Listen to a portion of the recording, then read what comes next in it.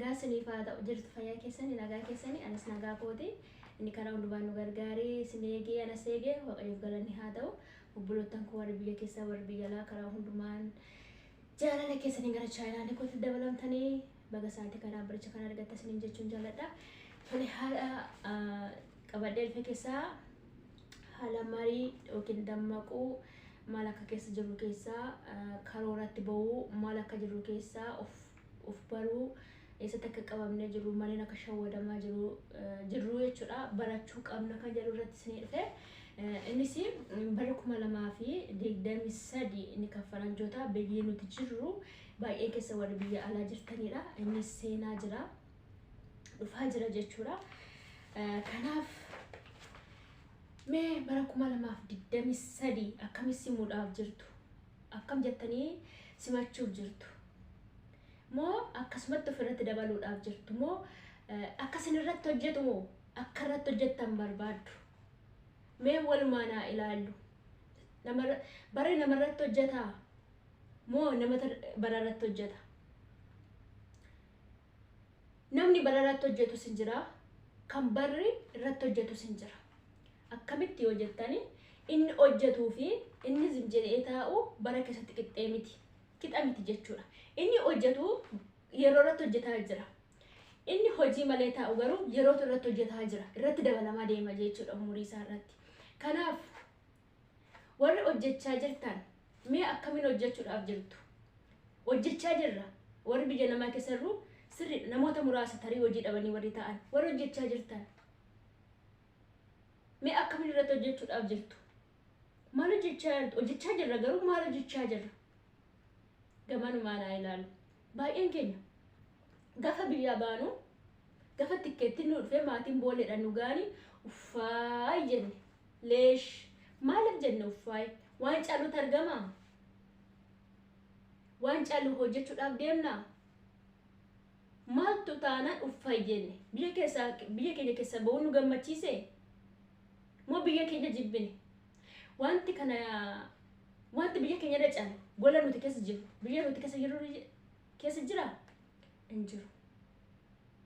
Maaltu nu gammachiise? Tarii kaleessa biizinasii xixiqqoodhaan iddoo guddaa gahuu waan hin dandeenyeef biyya keenya keessatti fakkeenyaaf namni suuqii nagada haa jennu suuqii giddugala nagada haa jennu suuqii giddugala keessaa baakkeetti irraa kan isaan argatan jechuudha. Baakkeetti firee 12 irraa yookiin tokko yookiin immoo wayi argatu yookiin immoo chirratti sumulishin hin giidaanii argatu. Inni warra mana kiraa jiraniif baay'ee ulfaataadha. Keessattuu warra mana kiraa kaffalanii suuqii hojjetanii baay'ee ulfaataadha. Achirra kiraa baastee achirraa waan hunda gootee achi keessa nyaachii achi keessa uffattaa inni yeroo dhaabbatoo guyyaatti kan hojjetamuuti rakkoo hin qabu. Guyyaatti yookiin torbanitti yookiin ji'aatti hojjetama. Inni kun eeyyee dafee nama jijjiiru. Kanaaf dhufne dabnee jijjiirama jennee dhufne garuu achitti barreessinee biyya keenyatti barreessinee kan baane jirraa laata? Kan keenya abbaa manaa keenyaan dafee dhaqee hojjedhee lafa nuu bita birrii ergeettaniin kan keessan immoo usum jettanii baatan kan maatii qabdan baay'ee keessa warri maatii haadha fabbarra baatan baay'ee keessa karoora malee baatan keessattuu warra abbaa manaa qabu sana waayya inni abbaa manaa isaatiin waa jedhee baa akka salphatti gadi dhiisu abbaan manaa waa jedhanii jechuudha. Maal gootaadhaaniin birrii akka eegite maal ittiin binnadhaaniin itti karoorfata jechuudha. Haati abbaan garuu hin sodaatu waan ta'eef mucayyoo shaanxa bitanii nyaata aadaa qopheessanii itti kennanii gadhiisan saffarsisanii boo'anii gadhiisan. Mucayyoon gaafa dhuftu amma xiqqoo leenjitutti hojjetti sa'aatii 24 ta'u beeloftus eebotus gaafa dubbini jiru afaan hin beektu waan ta'eef waa'ee keenya muudateera waan akkasii jechuudha. Dhaabbachaa fa'aa bulla harkaan hojjechiisa fa'aa bulu araboonni jechuudha. Aramanoonni baay'een isaanii jechuudha. Kanaaf akkuma taate mana gaarii tokko immoo manuma miskiina tokko gaafa galtu immoo yenee maar bilbila bitadhu siin jedhanii yookiin hiriyaan ishin ollaa yookiin immoo shirratti faan hojjettu yookiin immoo madaamuun xiqqee suuqeetti faanaattu si eeyyamte bilbila bitadhannaan bitadhu siin jedhu kaan isaanii hayawaanonni garuu bilbila siin qabachiisan. Isa baddaaf telefoona na waddichi bilaa dichi siin jedhu. Egaa ishii miskiinni bira galte maal argatte? Moobaalii argatte. Ishiin garuu hamtuu bira galte suni yoo waaqayyo garaa laafisee qarshishi numa argatti garuu karoora malee waa dhuftee fi waa abbaa manaa dhufte abbummaa shitti ergiti waa afabbaa dhuftee saadhuma afabbaa shitti ergite sin jettee ilaalti karoora malee dhufte hin dubbanne waan ta'eef ishiin abbaa manaa biraa dhufte garuu karoora qabdi inni itti karoorsa garuu shitti karoorfanne malee jechuudha baay'ee keenya akkasitti gowwoomaa jirra kanaaf gaafa biyyaa baanu waa dhabnee miti kan biyyaa baan isa caalu dabalanna jennee biyyaa baana garuu karoora keessan galchine garuu kanaan dura karoora keessan galchine amma dammaqi amma yeroo qabda abbaatu ommala ga'e boofti amma yeroo qabda amma paaswoordii hojjetattee jireenya mataa keetti gaggeeffachuudhaaf yeroo qabda sitti dhiine ammallee humna qabda jechuudha waaqayyo humna kee haaromsuuti natti dhiyeeraa nyaatameeraa shawwadameeraa firaan hollaan abbaa hiriyaadhaan jettee ofirree teessa yoo ta'e baratu sirratti hojjetaadha malee ati bararratti ergeessuu akka kufanitti afuutu maalidha kan jedhu sana ifa magaruu wanni isaan beeku kan du'etu akkasitti hafa malee kan kufa akkasitti nafuuma maal jedhama warri lubbuudhaan jirtanii nyaatamneerraa dadhabneerrattanii ofirraan taa'inaa tattaafadhaa socho'aa iddoo kufanitti hafuutu nama qaaniidha akkasii natti fakkaata iddoo kufanitti hafuutu qaaniidha malee achi kaanii hojjechuun qaanii miti jechuudha kufuun kanuma jiru chaalenjiin kanuma jiru dhabuu argachuun kanuma jiru kanaaf isaan kana keessa teessee ati ani kufeera dadhabeera ofirra taa'eera nyaatameera obboleessa obboleetti nyaatameera hiriyaan nyaatameera itti ofirra taa'uu qabdu socho'uu qabda deebitee akka kee marattee taa'uu qabdu kaatee baricha irratti hojjechuu qabdu jechuudha yoo kaatee baricha irratti hojjenni barri amma bara waaqayyo si muree waan qabdu fi barri tokko sirriitti dabalame lama sirriitti dabalame sadii sirriitti dabalame umurii kee fudhatee sokka jechuudha kanaaf iddoo kuftee ka'uu qabda jechuudha dammaquu qabda iddoo itti nyaatamti sana baay'een keenya abbaa manaan okay inni karaa seera qabeessa ishee baay'een kan seera qabeessa malee abbaa manaa horata baay'ee jira kanuma ijoollee waliin qaban kan mana tokko keessa jiran kan seera gaa'elaa hin guunne baay'ee jira gaafa kana shakkasii miskiina as erganni inni iddoo joottorii taphatanii sin dhagaa iddoo alaqee loosuu sin dhagaa iddoo wayii dhagaa jechuudha iddoo deemu dhiira jechuun sammuu isaanii obboleeyyaa dhiiraa immoo dhiifama asumaan jechuudha inni hojjeta sammuu isaanii kanaaf gaafa dikaattee asuftee inni mucaallee achuma tisiisa keessa si kaayee achuma furrii shifaana si kaayee achuma safara keessatti gadhisee warra hollaatti ilaalaa jedhee isheetti keenya fudhatee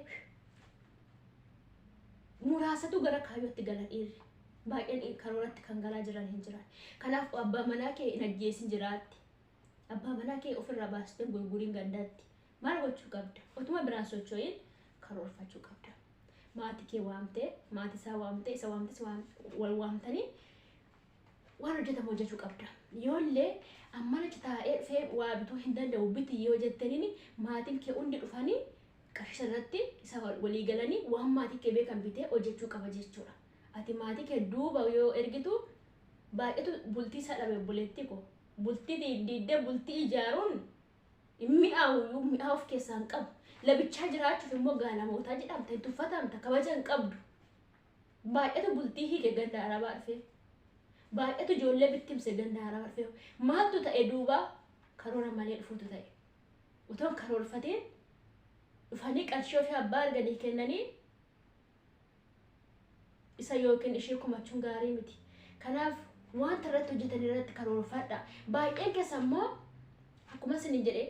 warri maatii irraa dhuftanii manuma dhagaa diiddanii warri mana maatii keessanii ijaaraa jirtan keessattuu warra baadiyyaa jiranii fi tooftaatti si mana ijaartanii hin jiru obbolootaan koo tooftaa baay'een ijaaruu dandeessu yoo itti dhiphisuu baate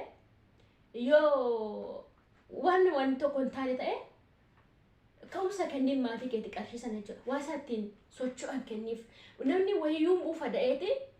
liqii fuudha mootummaa irra jechuudha atis akka liqisaatti itti kenniiti maatiin kee nagaa danda'an horii horsiisa akkasitti hojjetanii malee ati mana nagaa irraa diiddee ganaa bara kee guutuu mana sana ijaaraaf ta'e jechuudha kanaaf akkasitti umuriin namoota baay'ee kan waggaa shan maatii keetti hojjettee as deemtee kan foon hojjetadha gaafa jettu akkasuma haalli qilleensaa haalli yeroo ekonomii jijjiiramaa deema mana jirtu keessa wanti si dabalamu hin jiru waggaa eegee dabalamaa isa iyyuu kan si dabalani yookiin seera biiroo murteessa si dabalu yookiin immoo seera biiroo murteessine kadhibba lama dabaluu qaban birri 50 dabalu kadhibba lama dabaluu qaban birri 100 dabalu baay'een isaanii jechuudha gowwoomsaa namarratti hojjetu jechuudha kanaaf ganaa dhaxxeeshiidhaan dalagdee moo dhaxxee kan keemmoo jammarta jechuudha namni dura ibidda ofirraa fuudheetii namarraa fuudhaa jedha Oromoo yeroo maaku kanaaf dura kan kee kontirool godhi gaafa toftaate gara keeyyuu dhufanii boqochuu danda'u gara keeyyuu dhufanii aarsti galfachuu danda'u atarka kee duwwaa kan maatii keetii kompiliit goote dhaxxee immoo isaan biratti haara galfadhe waatti baay'ee tuffatamta hiriyaa keella akka nagaatti fiddee maatii kee biratti haasofsiisuu hin dandeessu ulfinallee hin qabdu hin kabajamtu hin tuffatamta jechuudha gaafa fiddee achi mistira hiriyoota kee achi waamtee gaafa of taatee garuu mana mataa kee qabaattee jireenya mataa keetii gaggeeffatu haati kee abbaan kee dhufanii sibiratti haara galfatanii sibira boqotanii darbu jechuudha karaallee yoo dhufan garuu ati roormaal shaanxaa kee duwwaa fudhattee mana maatii keetti adeemta bara baay'ee hojjettee yoo taate lakki umurii maalis yeroo maalis fokkisa jechuudha yeroo itti maatii ofirra ta'anii fi yeroo ta'u danda'anii ta'an obboloottan koo hin jiran yeroo hunda maatii irratti bichaa hirkattummaan barbaadina waan qabdan maatii irratti fixa jechuudha tooftaa salphaa ta'een mana maatii ijaaruu maatii jijjiiruu hin danda'ama jechuudha inni cimaan garuu inni mata dureen kan kee ta'uu qaba of jijjiiruu mataa keetii jireenya mataa keetii eegaluu qabda hundumaan faana gowwoomuu hin qabdu innaan kan isin jedhu baay'ee keenya kaleessa dhimma jaalalaa beekuu dhiisuu dandeenya baay'een keenya warri baadiyyaa warri magaalaa keessattis guddatanii baay'ee isaanii warri heegamanii guddatanii jiru jechuudha obboleessa obboleetti hiriyaadha warri heegamanii guddatanii jiru warra akkasii gaafa biyyaa ba'anii gadhiisii argatu waan ta'eef dhaqanii bilbila ofii akkuma isin jedhe sanatti yoo toftaatti bilbila argatanii dhaqanii tokko afaan bu'aa jechuudha uffaa jedhu maal heerume ganaa bareejaanii agarre maal irsa argadde ganaa bareejaanii agarre maal akka ta'e hin qammamne maal akka ta'e illee hin beektu amala isaa amantii isaallee kan hin beekne baay'eetu shawwadame jechuudha ara yeroo jalqabaa waan akkasii keessa ture shawwadamuun naan isin jedhu anis umrishi kana dhiira feesbuukitti wanti nan kennee hin jiru garuu yeroo ko baay'een gubee faana jira qoosanan jaaladhaa bakka isaan faana baay'ee waliigala yeroo naasa'u jechuudha garuu gooftaan na baraareera naan jechuudha dhugaan isin hin jedha anaan na baraareera ani ooleera akka kootte jechuudha biyya sadanuu amman deemetti mana asoosisa onlaayinii man taphadha garuu shawwadamuu akkasii gaafa isaan dhaqanii waan sanarra ga'anii iddoo sanatti waliin jaaladhu maaliif akkas beektu ani karoora mataa kiyyaa qaba keessa kiyyatti wanti nan dura biyyaa bayeef wanti dura utuma biyyaan bayeen dura wanti ani ta'uu barbaadu tokko hin jiraatu jechuudha wanti baay'ee hawwuun jira achi ga'uu waan barbaaduu fi isa akkasiitiin sirraas hin jedhaaniin yaay qaqqabuun jedhaan jechuudha garuu asoosiisuun ana asoosiisa baay'een keessan akkasitti asoosiisanii baay'een kan afaan isaa damma onlaayinii kana booda viidiyoo ittaan irratti isiniin kaa'e jechuudha afaan bineensa lama harkaan bayanii jechuudha na oolchee gooftaan jechuudha na afaan akkasii harka seentanii baatan baay'een keessa waggaa tokko waggaa lama kan mana taa'ee mana ijaarradhee kinoo mana nu ijaaraa jira ani akkasiidha hojjetaa akkasii jedhee akkasuma baay'ee jira ani wanta akkasii na mudatee beekan inni mana kaa'ee ilmoo mana kaa'ee fi bira baratee afaan achaate godha jechuudha kun gowwoomsaa ture garuu ani isa gowwoomsuu barbaade maaliif dura alaamaa nan biyyaa bahe waan ta'eef duraan karoora qaba waan ta'eef wantan ta'uu barbaadu duraan beeka waan ta'eef jechuudha inni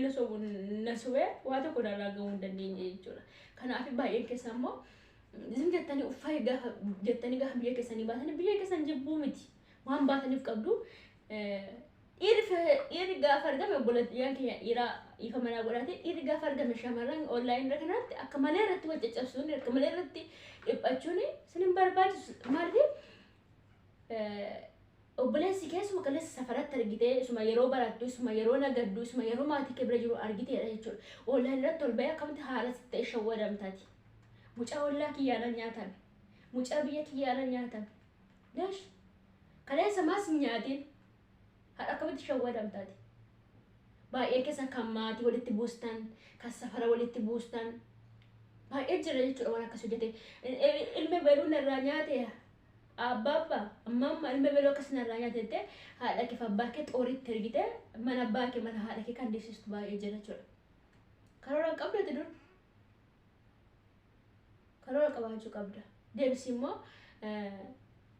baay'een keenya gaafa biyya namaa deemnu biyya keenya keessa akka waan suuqiin hin jirre taana biyya keenya keessa akka waan uffanni hin jirre taana na suuqii raawwata deemnu jechuudha ofiifiyyuu dadhanii suuqii isaanii yeroo tokko seentu taanaan suuqii isaanii nama hin gadhiisu suuqii isaanii keessatti immoo madaamonni waan maasin godhu beektu waan akkasii baay'ee sammuu isaanii banaadha jechuudha waan akkasiin gochuudhaaf akkasiin deddeebitanii suuqii waan bitanii okay siniin jedhu okay maaliif akka birrii tokko fuutanii dadhabanii birrii tokko deebistanii dhuftanii hin beeku waan ta'eef jechuudha Afrikaa jechuun isaaniif waan tokko yoo argin isaanitti fakkaata jechuudha nuti waan tokko akka waan nyaannis uffannis biyya keenya keessa jirretti fakkaata jechuudha kanaaf deemsanii si darbatanii bira deemu ati birrii keenya tokko fudhattee dhattee achitti buuxat gootee dhuftaa isattanis uffata akkasii argeen ture bara hin binneettaa isattanis fudhattee dhatta osoo bakkas gootu kaargoo guutte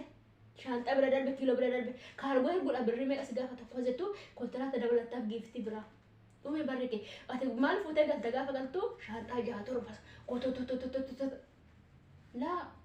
akkas ta'uun qabu wanta tokkotu qabdu karoora kee kaayyoo kee wanta keessa borutee wanta keessatti boru of ilaaluu dandeessu wanta boru keessatti kun gatiin humna dadhabbii kooti jettee qaqqabattee tokko fakkeenya taatu ganaa warri si booda dhufan buleeyyan keenya walii ganaa biyya namaa deeman baay'ee jira isaaniif akkaataatti fakkeenya taatu agarsiisuu qabda malee salbaajii asii fuutee galtee safara agarsiisuu qabdu jechuudha waan qabatamaa qabaachuu qabda wanta ittiin boru yoo dhibamte yoo waa tokko dhufeetti waastinaa siif ta'u qabaachuu qabda amma baay'een keenya fa'aa warqii bitachuun haadhi warqiin gatii gaarii namaa kenna jedhanii warri warqii bitatanii mana kaanii baatatanii deeman jiru baay'ee nama ajaa'ibsiistu dhugaa baay'ee osoo gatiitti warqii bitu tokko waa bittee lafa keessee baay'ee gaariidha Okin oolatu wayii yookiin daanqotu wayii yookiin sangootu wayii bitattee sangaan tokkichallee maal bitaa miti haa sa'aatii kana warqii bittee galtee kaammoo kan harka bitatanii galanii boodigaardii falatoo chaati godhan yookiin wakkii otoo godhanu istina ilaaladhee kaawwate ishee harkaa fuudhee ofitti kaa'eera yookiin inni dhimma ishiin qabu yookiin ijji isaa kan biraarra jira jara ijji dhibba obbolootaan koo irraa fuudhee kutee booda jedhaniitu gaafa waashee harkaan buxuun godhee fidhee kan dura ijji isaa karoora wayii biraa qabu wayiirra dhaqee bu'a jechuudha. Ishiin kun haati birrii dhumte haati birriin biyya alabaa buubbeedha jechuudha. Birrii keetiinis jaalalaan hin dorgomiin. Birrii keetiinis gowwoomsaatti hin galiin. Jireenya keetiin gowwoomsaatti hin galiin. Sanas ija keetiin hin jaalatiin otoo maalummaa san argin otoo hin dhamdhamin ija keetiin hin jaalatiin. Wanta ijaan jaalatte akka uffata online irraati. Uffata online irraa argite uffata online irraa maafi design sittin ta'u saayizii kee miti yookiin uffata argitee miti ati normaal itti bitte shaama fidasitti gurguru akka uffata online irraa hin ta'in uffata online irraa ofii keetii bitattee fidattee guyyaa lama keewwattee baastee gatte akkas hin ta'in otoo maalummaa jaalalaa yookiin inni si jaalateera jaalalli qixxeedha jaalalli umaatti kan hin madaalamne jaalalli umaan kan hin qaqqabatamne jaalalli umaan kan hin geeddaramne ta'uu qaba gaafa dhabdes jaalalli keessatti fufuu qaba innis gaafa dhabe jaalalli keessatti fufuu qaba lafa duwwaa irratti jaalalli keessan paaworii qabaachuu qaba waan qaqqabatamu ta'uu qaba wanti qaqqabatamu gaafa dhume akkam taatu baay'ee kaleessa magaalaatti wal fudhatee galee ishii yoo fixxe yookiin inni waa ta'e wal bittimsanii inni maatii biratti deebi'e ishii maatii biratti deebite leesh kida habiibti keessattuu ulaagaalee aadaa fi duudhaa dachee keenya eenyuti balleesse nuyi warra shamarran warra ganda arabaa jiru ana dabalatee jechuudha. Otoon hin jaalataminaan jaaladha yookiin dugda duubaan jaaladha jechuudha. Baay'ee ulfaataadha. Kanaaf bara 2023 fuula keenya dura jiru obboloottan koo bara karooraa nuuf haa ta'u yeroo dammaquu nuuf haa ta'u lafatti kufnee yeroo itti kaanu nuuf haa ta'u isiniin jechuun jaaladha. Sagalee isinirraan dheeressu dogoggorri yoo jiraatee fi jechi koo yoo isinitti ulfaate koomentii barreessaa. Lakkoofsa bilbilaa isiniin ka'a dubbachuu dandeessu. Garuu anamma dura xabbaakaa hojjedhee ture jechuudha. Xabbaa kana isiniin jiru nyaata qopheessuudhaaf online banee ture. Haa ta'u malee amma dhiyootti immoo hojii kushiinaa dhiisuufan jira hojii biraa galuufan jira hojii dhiise jechuudha. Kanaaf waan fikkiya keessa darbee biyyoota arabaa sadaniitu maaltu na mudatee eessaan ka'ee ollaadhaan hiriyaadhaan maalaan ture akkaman ture amma maal keessa hin jira kan jedhu itti fufa jechuudha. kutaalee isaa itti fufaa kun yeroo jalqabaati jechuudha. Dogoggora jiru sirreeffadhaa. Warri isinitti tolee like share godhaa. Warri kuftanii jirtan warri takkichaa nyaatameerra sinachiin kan wettanii dhokattanii teessanii dhugaan isiniin jedhe hin kaatu namni hin kaaneen jiru jechuudha. Hunduma keenya nyaatawe ani waggaa afuriif jaja namaaf an hojjadhe sumnish kan arganne jechuudha. Arabni narraa nyaanne friendin jedhan narraa nyaanne isa yeroo ittaanu isinitti himaa inni waan qabatamaadhas waanuma jaan argamu waanuma jaan argitanidha jechuudha. Ani garuu nyaatameera waan jedhellee biyyi immoo akkas jedha waan gaarii ittiin hojjette jedhan garuu ofan gowwoomse yeroo jedhu namoonni baay'ee waan gaarii hojjette waan dansaa hojjette kan jedhan hin jiru garuu